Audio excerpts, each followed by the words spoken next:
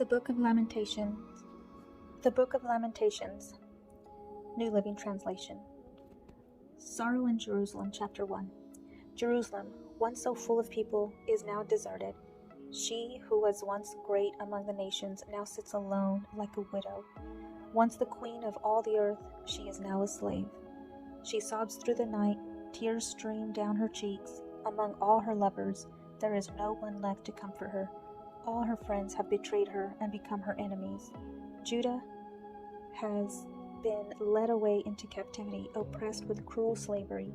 She lives among foreign nations and has no place of rest. Her enemies have chased her down, and she has nowhere to turn. The roads to Jerusalem are in mourning. The crowds no longer come to celebrate the festivals. The city gates are silent. Her priests groan. Her young women cry.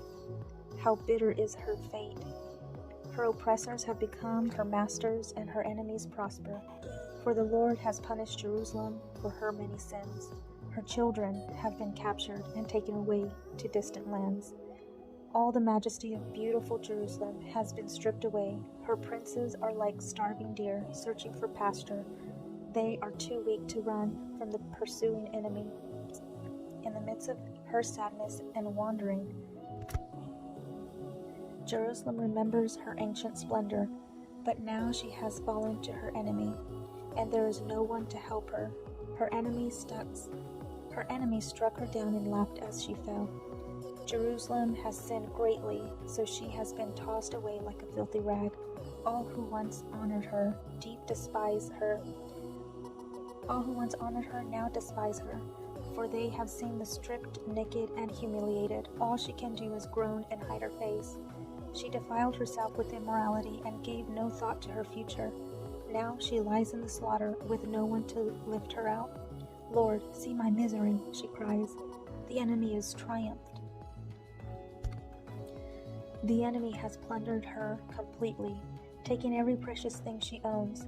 She has seen foreigners violate her sacred temple. The place the Lord had forbidden them to enter. Her people groan as they search for bread. They have sold their treasures for food to stay alive. Oh Lord, look, she mourns, and see how I am despised. Does it mean nothing to you, all you who pass by? Look around and see if there is anything suffering like mine, which the Lord brought on me when he erupted in fierce anger. He has sent fire from heaven that burns in my bones. He has placed a trap in my path and turned me back. He has left me devastated, racked with sickness all the day long. He wove my sins into ropes. He hitched me to a yoke of captivity. The Lord snapped my strength and turned me over to my enemies. I am helpless in their hands. The Lord has treated my mighty men with contempt. At his command, a great army has come to crush my young warriors. The Lord has trampled his beloved city, like grapes are trampled in a winepress. For all these things I weep, tears flow down my cheek. No one is here to comfort me. Any who might encourage me are far away. My children have no future, for the enemy has conquered us. Jerusalem reaches out for help, but no one comforts her. Regarding his people Israel, the Lord said, let their neighbors be their enemies. Let them be thrown away like a filthy rag. The Lord is right, Jerusalem says, for I rebelled against him. Listen, people everywhere, look upon my anguish and despair, for my sons and daughters have been taken captive to distant lands. I begged my allies for help, but they betrayed me. My priests and leaders starved to death in the city, even as they search for food to save their lives. Lord, see my anguish. My heart is broken and my soul despairs, for I have rebelled against you. In the streets, the sword kills, and at home, there is only death. Others heard my groans, but no one turned to comfort me. When my enemies heard about my troubles, they were happy to see what you had done. Oh, bring the day you promised, when they will suffer as I have suffered. Look at all their evil deeds, Lord, punish them, as you have punished me for all my sins. My groans are many, and I am sick at heart. Chapter 2. God's anger at sin. The Lord in his anger has cast a dark shadow over beautiful Jerusalem. The fairest of Israel's cities lies in the dust, thrown down from the heights of heaven. In his day of great anger, the Lord has shown no mercy even to his temple. Without mercy, the Lord has destroyed every home in Israel. In his anger, he has broken down the fortress walls of beautiful Jerusalem. He has brought them to the ground, dishonoring the kingdom of its rulers. All the strength of Israel vanishes beneath his fierce anger. The Lord has withdrawn his protection as the enemy attacks. He consumes the whole land of Israel like a raging fire. He bends his bow against his people as though he were their enemy. His strength is used against them to kill their finest youth. His fury is poured out like fire on beautiful Jerusalem. Yes, the Lord has vanquished Israel like an enemy. He has destroyed her places and demolished her fortresses. He has brought unending sorrow and tears upon beautiful Jerusalem. He has broken down his temple as though it were merely a garden shelter. The Lord has bottled out all memory of the holy festival and Sabbath days. King and priest fall together before his fierce anger. The Lord has rejected his own altar. He despises his own sanctuary. He has given Jerusalem's palaces to her enemies. They shout in the Lord's temple as though it were a day of celebration. The Lord was determined to destroy the walls of beautiful Jerusalem. He made careful plans for their destruction, then did what he had planned. Therefore, the rampart and walls have fallen down before him. Jerusalem's gates have sunk into the ground. He has smashed their locks and bars. Her kings and princes have been exiled to distant lands. Her law has ceased to exist. Her prophets receive no more vision from the Lord. The leaders of beautiful Jerusalem sit on the ground in silence. They are clothed in burlap and throw dust in their heads, and young women of Jerusalem hang their heads in shame. I have cried until the tears no longer come. My heart is broken. My spirit is poured out in agony as I see the desperate plight of my people. Little children and tiny babies are fainting and dying in the streets. They cry out to their mothers, needing food and drink. Their lives ebb away in the street like the life of a warrior wounded in battle. They gasp for life, and they collapse in their mother's arms. What can I say about you? Who has ever seen such sorrow, O daughter of Jerusalem? To what can I compare your anguish? O virgin daughters of Zion, how can I comfort you? For your wound is as deep as the sea. Who can help? Who can heal you? Your prophets have said so many foolish things, false to the core. They did not save you from exile by pointing out your sins. Instead, they painted false pictures, filling you with false hope. All who pass by jeer at you. They scoff and insult. They scoff and insult beautiful Jerusalem, saying, "Is this the city called most beautiful in all the world, and joy of all the earth?" All your enemies mock you. They scoff and snarl and say, "We have destroyed her at last. We have long waited for this day, and it is finally here." But it is the Lord who did just as he planned. He has fulfilled the promises of disaster he made long ago. He has destroyed Jerusalem without mercy. He has caused her enemies to gloat over her and has given them power over her. Cry aloud before the Lord, O walls of beautiful Jerusalem. Let your tears flow like a river day and night. Give yourself no rest. Give yourself no relief. Rise during the night and cry out. Pour out your hearts like waters to the Lord. Lift up your hands to him in prayer, pleading for your children, for in every street they are faint with hunger. O Lord, think about this. Should you treat your own people this way? Should mother eat their own children, those they once bounced in their knees? Should priests and prophets be killed within the Lord's temple? See them lying in the streets, young and old, boys and girls, killed by the sword of the enemy. You have killed them in your anger, slaughtering them without mercy. You have invited terror from all around, as though you were calling them to a day of feasting. In the day of the Lord's anger, no one has escaped or survived. The enemy has killed all the children whom I carried and raised. Chapter 3. Hope in the Lord's faithfulness. I am the one who has seen the afflictions that come from the Lord and the Lord's anger. That come from the rod of the Lord's anger. He has led me into darkness, shutting out all light. He has turned his hand against me again and again all day long. He has made my skin and flesh grow old. He has broken my bones. He has besieged and surrounded me with anguish and distress. He has buried me in a dark place, like those long dead. He has walled me in, and I cannot escape.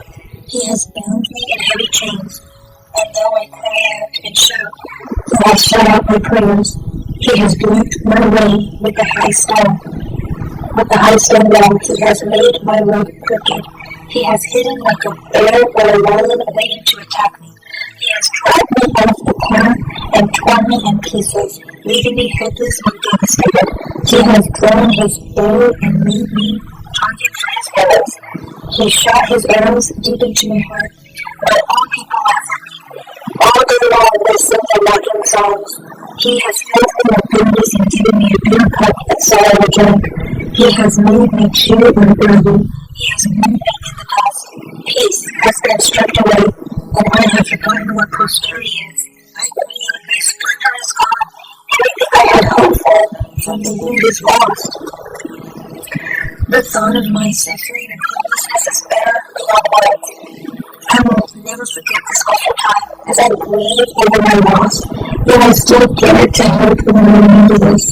The faithful love of the Lord never ends. His mercies never cease. Great is his faithfulness. His mercies begin fresh each morning. I say to myself, the Lord is my inheritance, therefore I will hope in him. The Lord is good to those who depend on him, to those who search for him. So it is good to wait quietly for salvation from the Lord, and it is good for people to submit at an early age to the yoke of his discipline. Let them see me and see that beneath the Lord's demands. Let them lay face down in the dust, for they will be healed at last. Let them turn the action as those who strike them accept the insults of their enemies. For no one is abandoned by the Lord forever. Though he brings grief, he also shows compassion because of the greatness of his unfailing love. For he does no mention of hurting people or causing them sorrow. With people crushed underfoot, all the prisoners of the land, if they deprive others of their rights and defiance of the Most High, if they trust justice in the courts, doesn't the Lord see all these things? Who can command things to happen without the Lord's permission? Does not the Most High see both calamity and good? Then why should we mere humans complain when we are punished for our sins? Instead, let us test and examine our ways. Let us come back to the Lord. Let us lift our hearts and hands to God in heaven and say, we have sinned and rebelled, and you have not forgiven us. You have engulfed us with your anger, chased us down, and slaughtered us without mercy. You have hidden yourself in a cloud, so our prayers cannot reach you. You have discarded us as refuge and garbage among the nations. All our enemies have spoken out against us. We are filled with fear, for we are trapped, devastated, and ruined. Tears stream from my enemies because of the destruction of my people. My tears flow endlessly. They will not stop until the Lord looks down from heaven and sees. My heart is breaking. Oh, the fate of all the women of Jerusalem. My enemies, whom I have never harmed, hunted me down like a bear. They threw me into a pool and dropped me. Drop stones at me. The wall walls over my head, and I cried out, this is the end. And I called on your name, Lord, from deep within the pit. You heard me when I cried, listen to my pleading, hear me cry for help.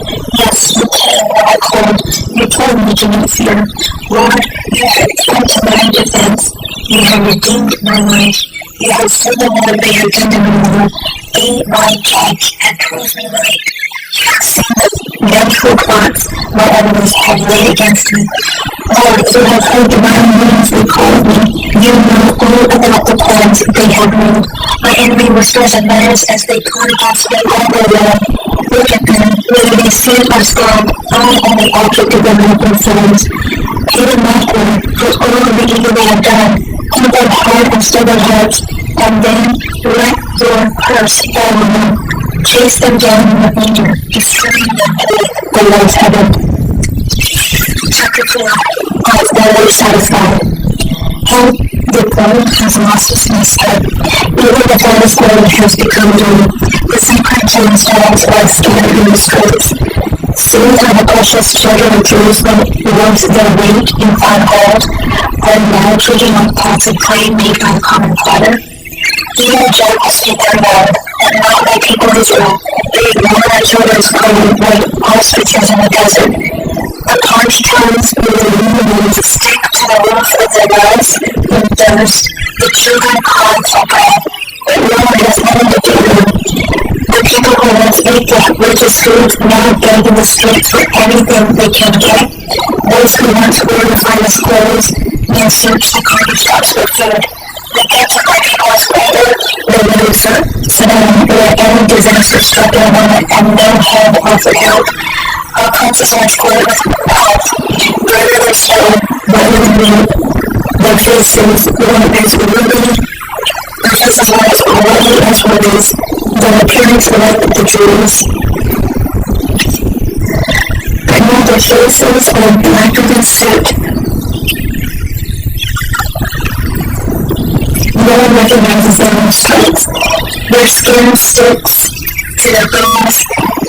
He is as dry and hard as wood. Those killed by the sword are human, and those who die in hunger. Starving they waste away for lack of food from the fields. Tender-hearted women have cooked their own children. They have eaten bread, eaten riches around the siege. But now the anger of the Lord is satisfied. His fierce anger has been poured out. He scattered a fire in Jerusalem and burned the city to its foundations. Now I king and all the earth, no one in all the world would have believed that an enemy could march through the gates of Jerusalem. Yet it happened because of the sins of the prophets and the sons of our priests who defiled the city by shedding innocent blood. They wandered blindly through the streets, so defiled by blood, and now they dare touch them. They Lord, the people surrendered them. You don't want to defile, don't catch us. So they fled to distant lands and wandered among foreign nations, but now it would let them stay. The Lord himself has carried them, and he alone holds them. People show no respect for the priests and no longer honor the leaders. We look for the land for our enemies to come and save us, but we were looking to nations that could not help us. We climbed onto the streets of great danger to our lives. Our end was near, our days limited, and we were dead. Our enemies were swifter than eagles in heat. We were fight. If we fled to the mountains and found us, if we hid in the wilderness, we were being pressed out. Our king, the words of Lamentations, the very life of our nation, is caught in their snares. We have thought that his shadow will protect us against any nation on earth. Are you rejoicing in the land of arms? O people of Edom, O people of Edom, that you too will spring to the commonwealth, and that you too will strike the enemy countenance. O beautiful Jerusalem, you punish everyone. Let us soon return from exile, but your punishment is just beginning. See, your many sins will be exposed. Lamentations 5. Prayer for restoration. Lord, remember what has happened to us. See how we have been disgraced. Our inheritance has been turned over to strangers. Our homes, foreigners, we are closing and slaves. Protect us. We need to move. We want to build. The little forward is expensive. Those who consume us are all souls. We are exhausted, burdened, and hungry. We submit to easily consumed and food survive. Our ancestors sinned, but they have died, and we will suffer the punishment they deserve. Slaves are mortal for our masters. There is no one left to rescue us. We have pursued the least of enemies to deliver to wolves, the county, or the countryside. The famine has blackened our skin, as we age in heaven. Our animals are all in Jerusalem, and the young girls of every towns of Judah, where princes are being hanged by their thumbs. Our battles are covered with contempt. Young men are laying ridiculed and milestones, and great scatter of the heavy roads of ruin. The elder alone secretly seeking, although the depths of soul, joy has left our hearts, advancing has kept above, the violence of throwing from our hands, wait for us because it is soon. Our parent, our second word, and our honest word given in the fields, on drums and the tongue given into it, because for to my temples, one of them is thankful. Lord, healing continues from generations to generations. I will continue to forgive us. Lord, keep your kindness so long. Restore us to you. Bring us back to you again. Give us back the joys we once had. With the new feeling back us, our